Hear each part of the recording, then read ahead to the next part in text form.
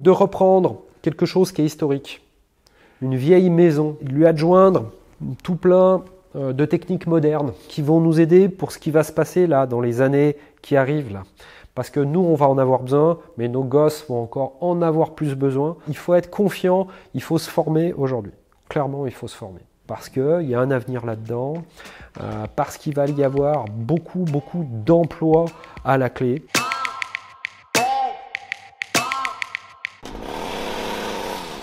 Je m'appelle David Coux, je suis né à Chambéry et j'ai vécu juste en face de l'endroit où on est, puisqu'on est dans l'atelier de charpente et de menuiserie de mon grand-père et de mon père, et j'habitais juste en face. J'ai baigné tout petit dans le bois, dans la couverture, dans le travail de mon père, parce que c'était quand même un endroit, cet atelier, où on venait jouer, où on venait souvent, c'était un endroit où on se rassemblait, c'était le lieu de rencontre, effectivement, cet atelier, où on mélangeait un petit peu tout ce qui était professionnel, la menuiserie, le bois, et puis tout ce qui était familial. Donc il y a une grosse empreinte familiale dans ce lieu-là. Quand j'étais petit, je ne me voyais pas du tout, effectivement, reprendre l'entreprise pour une bonne raison, c'est que à mon époque, en tout cas, quand vous étiez en primaire ou au collège, on vous poussait à faire des études. J'aimais beaucoup le bois, j'aimais beaucoup bricoler, mais ça ne m'intéressait pas comme métier.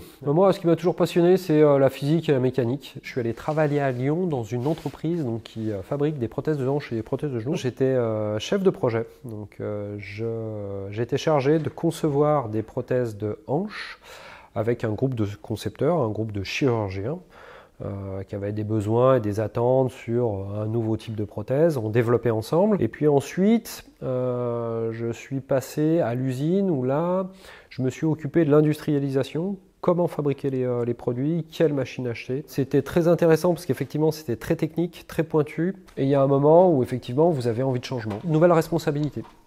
C'est-à-dire qu'il y a un moment où j'ai eu envie de diriger une entreprise, de faire des choix par moi-même, de prendre les risques de ces choix, d'assumer les choix que j'allais faire complètement. Et puis c'est vrai qu'au bout de 4 ans, il y a 2 événements qui vont arriver en même temps. Mon frère va reprendre l'entreprise et moi je vais décider de racheter une maison à rénover. En rénovant cette maison, je me suis aperçu d'abord que j'avais plein de lacunes.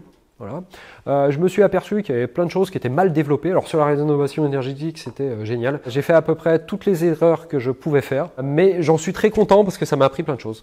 Ça m'a permis de me poser plein de questions, ça m'a permis d'aller chercher des réponses, des fois de ne pas en trouver.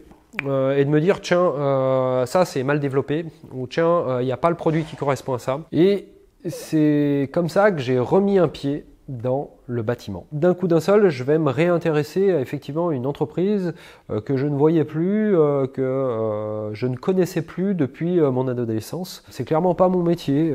Pour moi, c'est l'entreprise familiale pour qui j'ai beaucoup de respect, de tendresse, mais je ne me projetais pas du tout dans ce métier-là. Mais j'ai réfléchi. Alors pas longtemps, mais j'ai réfléchi et je me suis dit finalement il y a plein de choses que j'aime là-dedans. Il y a plein de choses que je sais faire. Alors il y a aussi tout un tas de trucs que je sais pas faire, mais globalement il y a quand même plein de choses que je sais faire. Je me suis dit si tu réfléchis trop, comme je suis d'un naturel prudent, si tu réfléchis trop tu vas pas y aller.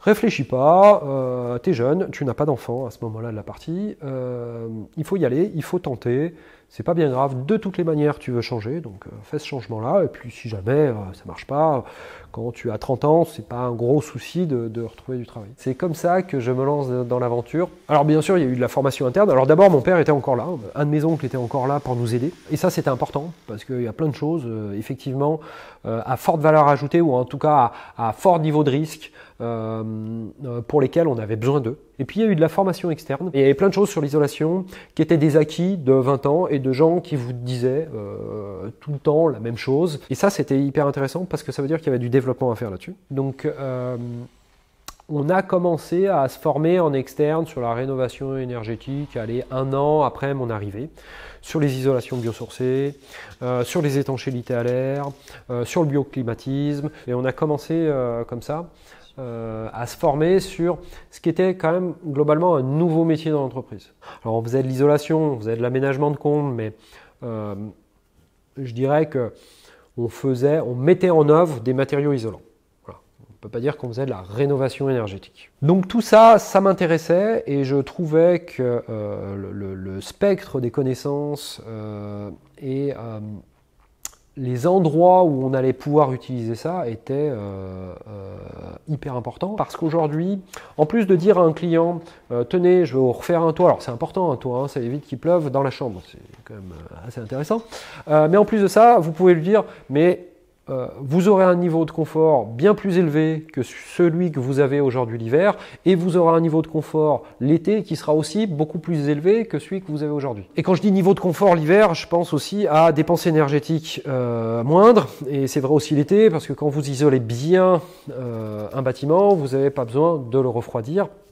Donc vous évitez des dépenses de mise en place d'un système. J'ai pris goût à certains gestes, à certaines façons de faire, mais pas seulement au niveau technique et en termes de conception, mais aussi au niveau manuel, parce que vous faites quelque chose de concret avec vos mains. D'abord, on voit ce qu'on fait, on le voit pour longtemps, parce que quand vous passez devant une maison que vous avez faite il y a 10 ans, il y a 20 ans, il y a 30 ans, il y a 40 ans, ben elle est toujours là. Tout ça, on le garde, hein, c'est du patrimoine, hein, quelque part. Hein. Vous gardez ça. Je trouve ça incroyable de pouvoir refaire aujourd'hui des toits qu'avait fait mon grand-père il y a 70 ans. De reprendre quelque chose qui est historique, une vieille maison qui a 83 ans cette année, et lui adjoindre tout plein de techniques modernes, d'ouvrages modernes qui vont nous aider pour ce qui va se passer là dans les années qui arrivent là. Parce que nous, on va en avoir besoin, mais nos gosses vont encore en avoir plus besoin. Il faut être confiant, il faut se former aujourd'hui. Clairement, il faut se former. Parce qu'il y a un avenir là-dedans, parce qu'il va y avoir beaucoup d'emplois à la clé. Aujourd'hui, des gens qu'on connaît et qui font ce métier-là, qui se sont lancés dedans, qui sont formés, qui sont allés assez loin techniquement, qui ont une bonne démarche commerciale, clairement, aujourd'hui, ils ont du travail.